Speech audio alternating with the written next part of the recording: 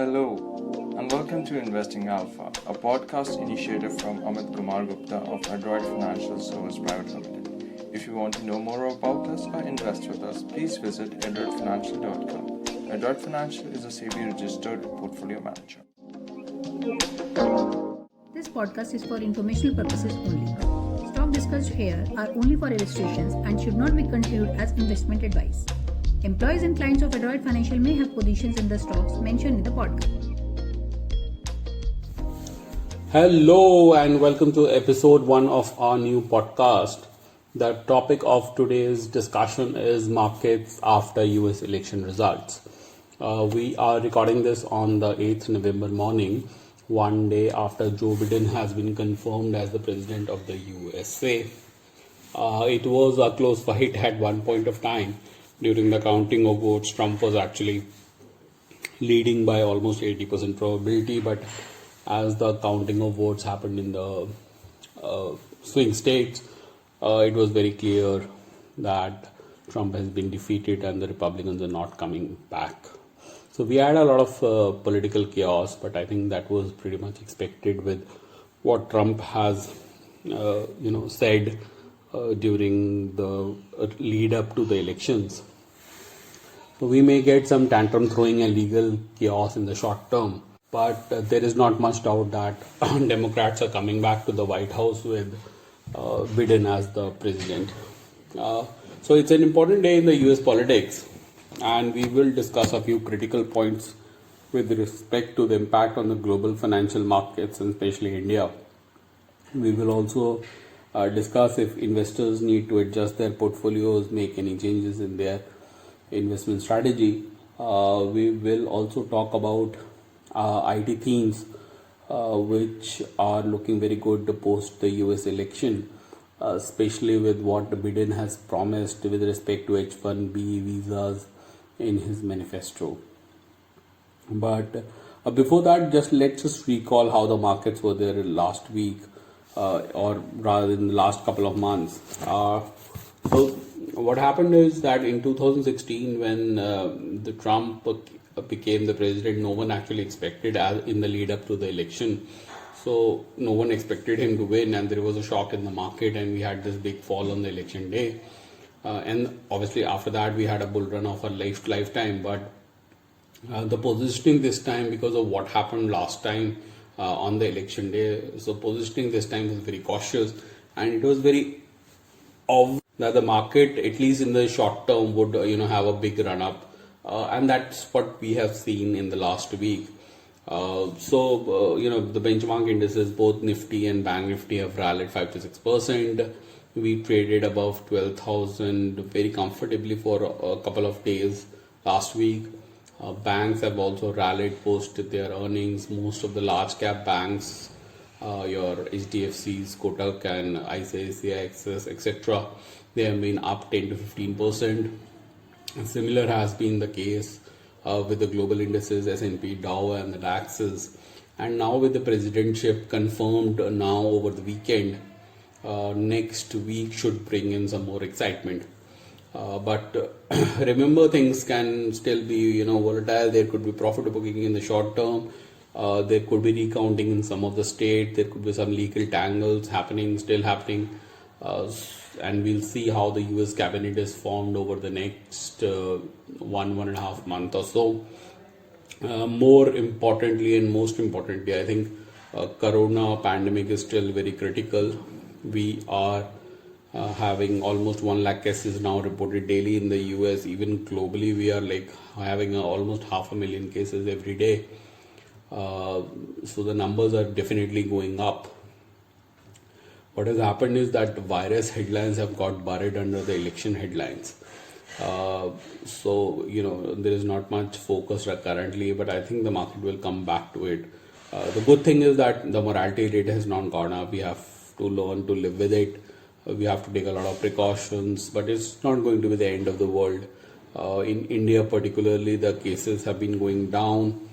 There is some sort of skepticism on that because the testing has gone down, but still, the economy has been opening up. There is optimism that in the next 3, 4, 6 months we should have a vaccine. So definitely things are looking a little better than they were 3 months ago with respect to the economy. And with this election result out of the way, we have to see, how things pan out in the market. Now, one very interesting point which happened last week was that a lot of people were surprised with the rally, and they had, a reason, that because the elections were so close, and in the Senate, the Republicans still have the majority. So why the markets are going up? My sense is that the likely reason why the markets, like this gridlock, where the Democrats won the House, but in the Senate the Republicans still will have the majority, was that it significantly reduces the possibility that any major policy changes will take effect immediately. So remember, the Biden manifesto had higher taxes for the corporates. So that seems unlikely. The gridlock actually lessens the prospect for an increase in regulations, especially the Nasdaq companies, the Facebook, the Amazons, etc.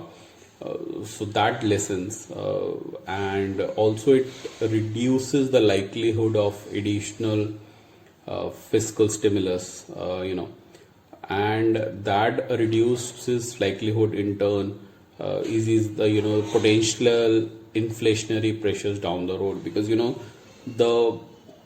because of very high liquidity, a lot of commodity prices are going up, so that was creating a lot of inflationary pressures. But because now the additional fiscal stimulus probability is a little it is a little low, we are seeing sort of that reflecting onto the markets.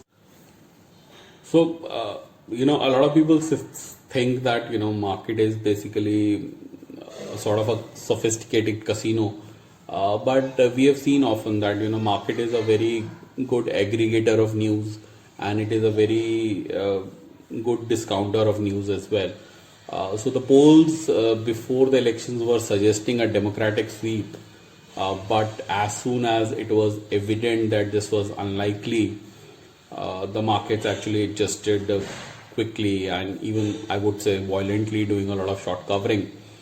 And as the great Danish philosopher Kierkegaard noted, that life should be understood backwards but must be lived forwards.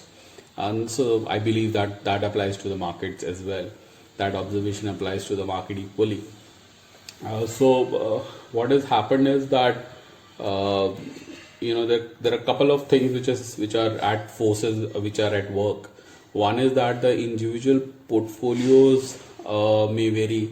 The global benchmarks have basically paused in the last couple of months, moving broadly sideways. So we'll see a lot of side money which was on the sideways coming back into the markets. And also, what happened was that because the election got out of the way, so even if the results were not fully known, the pent-up demand was expressed very clearly by the market participants last week. The second force was that the election itself, the conclusion perhaps hastily drawn, was that the political outcome would temper the next stimulus size. It will reduce the amount of tax cuts which were done by Trump in the last 3-4 years, and it would dilute some of the strong positions that were seen as anti-business. But as Senate majority was not coming back to the Democrats, that expectations were pared down, and it was considered that whatever the stimulus comes, that will come with a little bit of a difficulty. So one key element for that is the relationship of what is going to happen with the US dollar and the flows to the emerging markets. So for that, we need to understand what is a carry trade. So a carry trade is that when there are low interest rates in, let's say, US or Europe, and there is so much of liquidity, so it makes sense for the FIs to borrow there and invest in some high risk assets in the emerging markets, out of which India is also a key component. So one interesting point is that in the last 10 odd years since the global financial crisis, the US dollar has been appreciating, and but in the last 1.5 year, when the liquidity taps have been opened, again we have seen a decline in the dollar. Even in the short term, in the last couple of months, just before the election, we saw dollar was depreciating. The dollar index went from like 93, 95 to 95. But when the risk awareness started a week before the elections, the dollar appreciated again. So I believe once all the election noise is out of the way, dollar may depreciate again, and that is going to lead to a near-term move in both emerging markets and the hard commodities. In fact, for India, India would need at least 50 to 100 billion of FI flows every year, and that could be a big trigger, because for India to grow at 7.5% to 8%, that is very. The good thing is that some large companies have been able to attract huge investments, which is good for the company but also economy in the general, because that has led to our currency being quite stable, as liquidity is available to withstand the damage which has been done by the corona pandemic. Now, what you should be doing as investors, what we should be doing, and how whether you should change your investment strategy, etc., or not with respect to US elections. I have always believed that equity investment is a serious business, but it is mostly done in a casual manner. In fact, in the past couple of decades, since I have been investing, I have observed that most investors take equity investment decisions based on factors which are not related to the underlying business of the company they are investing in. This is true for the small household investor, retail investors, or the HNIs. Even the professional fund managers and some of the large traders are also seen taking decisions based purely on factors like politics, geopolitics, monthly, weekly data, etc. So no wonder the breaking news on TV channels have caused more volatility in the stock prices than the management guidance about the business of the company. So I believe that any political decision, until unless it is impacting the business of your company you are invested in, it should be ignored. And I'm raising this issue because even in the normal times, investors face so many uncertainty and challenges. The consequence of those uncertainties is very vast and difficult to access at some point of time. Investors have to consistently struggle to assess the impact of fast changing technologies, markets, processes, and methods on their investment portfolios. The consistently changing macro environment like interest rates, inflation, liquidity, demand, etc., also need to be incorporated in assessing whether the valuations of a particular company you are invested in is sustainable or not. So all these challenges, even raises multifold in the case of like pandemic, which is currently happening. The coronavirus pandemic has created a lot of uncertainty in almost all spheres of life, especially businesses. A large number of companies are struggling for survival. So with all these extreme uncertainty, there is going to be bound to be impact on the businesses, and the fact that we had this massive technology transition in the last few years with the advent of artificial technologies, bitcoins and cryptos coming in, and the clean fuel technologies which are coming in, it has completely changed the landscape of many of the businesses.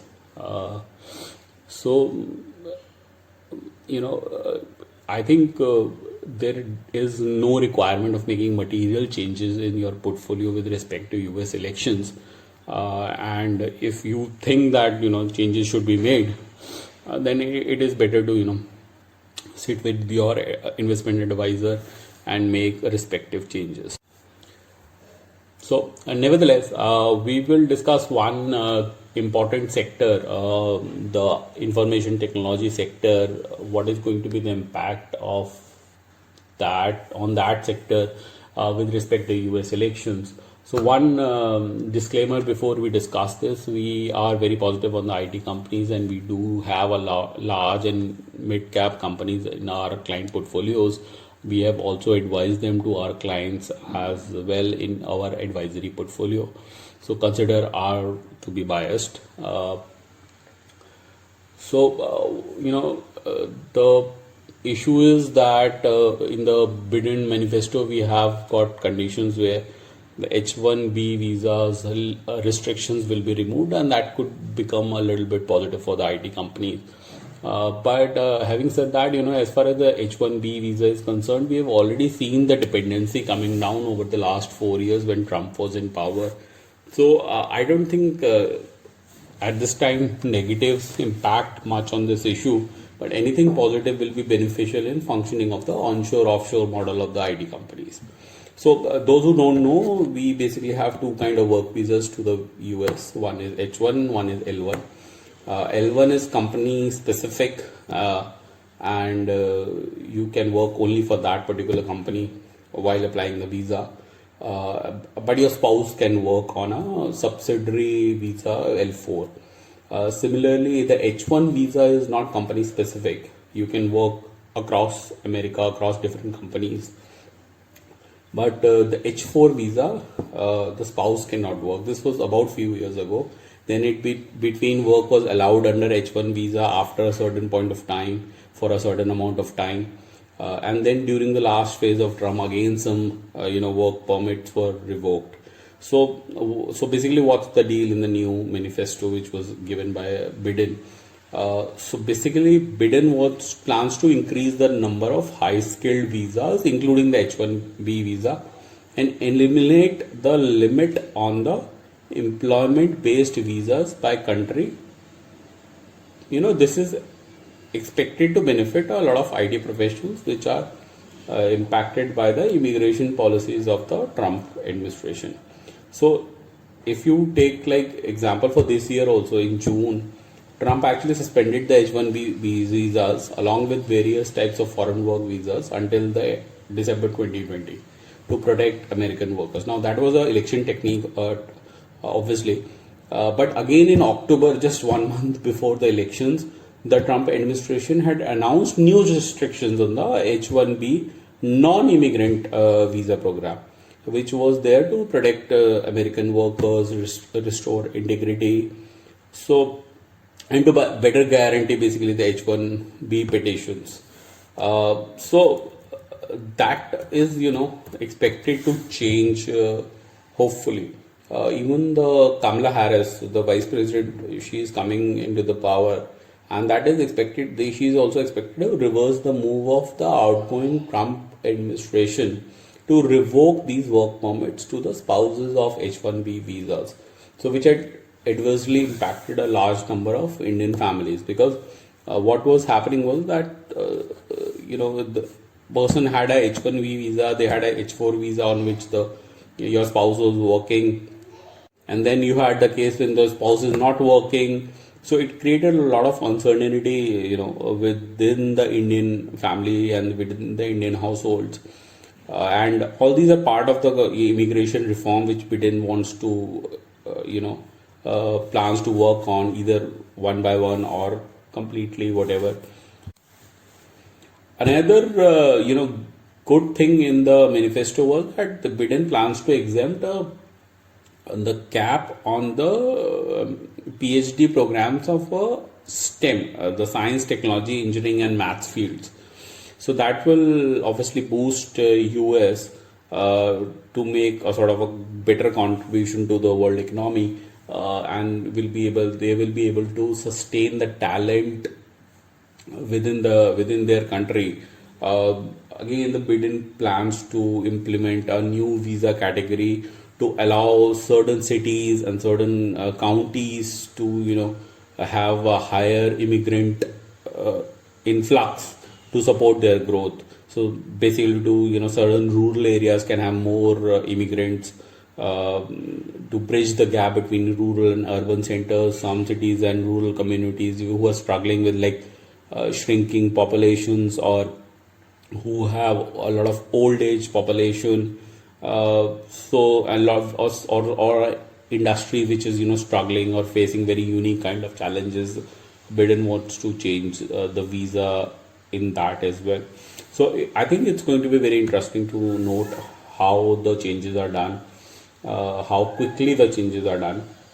So one key question which I get often is that we have already seen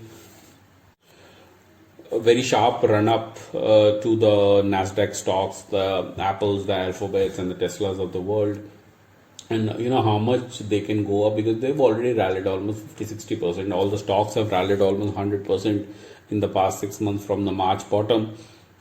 My sense is that the markets are going to be volatile. There will be a lot of news flow, a lot of money will be coming in, going out, a lot of F&O derivative strategies, quant machines, etc. That's happening, and volatility is here to stay. So if there is a correction in US, there is bound to be correction here. And because the move in US is mostly Nasdaq based, the volatility can also play out here also. But as far as the IT is concerned, I'll just give you a perspective. If you take the last 10 years, the growth rate in Indian IT companies as a basket, that's in double digits, both in terms of top line and bottom line. So we are investing in rupee, so we have to look at rupee. The growth rate is much more than the growth rate which is there for most of the FMCG companies. So there is a definite value gap between, let's say, a FMCG company which a lot of people are finding quality at 80-90 PE, whereas the tech companies are trading something like 12, 13, 14, and we are getting bothered about that they have become expensive. My sense is there is a lot of runway for the IT companies to take over in the next few years, and there is a huge value gap. So that becomes critical. But what is the trigger point? The trigger point has come with the corona. The technology has become a very big beneficiary of what is happening in the disruptive world. We started working from home, studying from home. We are doing entertainment at home. We are basically consuming internet at home. So anything you do from morning to evening, that is dependent on technology, and we cannot wish that away. Every IT company basically was very proficient to enable almost 90-95% of the people to start working from home very immediately when the lockdown happened. And when you are working from home, basically the companies are saving cost. If for every person who goes to office, company end up spending 10-15,000 on ancillaries, which that gets saved. We are not talking about rent, because that is companies are not giving away their facilities. But even without rent, there is a lot of saving which is happening in the IT companies, and that saving might last for couple of years till we are out of this virus impact completely. The other thing is, even the consumers are now pretty okay with getting services, even if people are working from home. So US is doing very well, Europe is doing very well. Every company has a digital strategy now. Every company has an IT strategy, and our view is that for the next 3-4 years, IT spend for every company, not just the IT companies, even every company, that will surprise on the upside. So my sense is that this H1B visas banning, etc., was exceptional because of the election year and all. And once everything settled down post the elections, we should see more liberalized norms as far as the immigration is concerned, and valuations are in our favor, earnings are in our favor. So I will be very optimistic on this sector. Uh, so that's it about from right now, and thank you for listening, and do give us your feedback. How did you like the podcast? And we are going to have more of this podcast every week or so for you. Thank you. Thank you for listening to Investing Alpha, podcast initiative from Amit Kumar Gupta of Adroit Financial Services Private Limited. Please connect on @AmitGupta0310 on Twitter for more market related updates.